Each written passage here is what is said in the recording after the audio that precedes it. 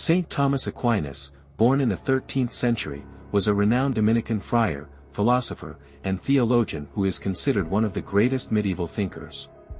His works, such as Summa Theologica and Summa Contra Gentiles, are highly influential in the fields of theology, philosophy, and ethics.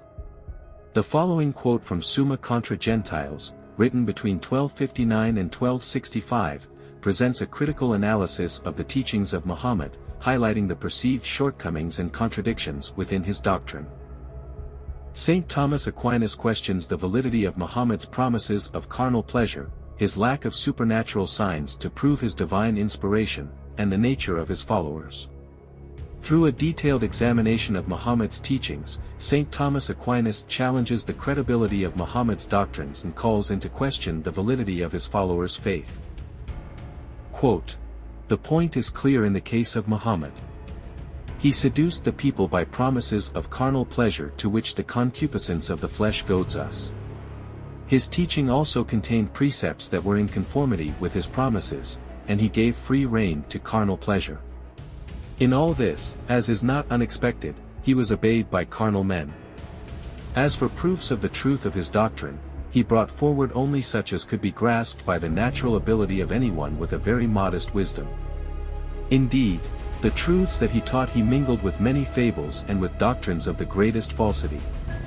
He did not bring forth any signs produced in a supernatural way, which alone fittingly gives witness to divine inspiration, for a visible action that can be only divine reveals an invisibly inspired teacher of truth. On the contrary, Muhammad said that he was sent in the power of his arms, which are signs not lacking even to robbers and tyrants. What is more, no wise men trained in things divine and human, believed in him from the beginning. Those who believed in him were brutal men and desert wanderers, utterly ignorant of all divine teaching, through whose numbers Muhammad forced others to become his followers by the violence of his arms. Nor do divine pronouncements on the part of preceding prophets offer him any witness. On the contrary, he perverts almost all the testimonies of the Old and New Testaments by making them into fabrications of his own, as can be seen by anyone who examines his law.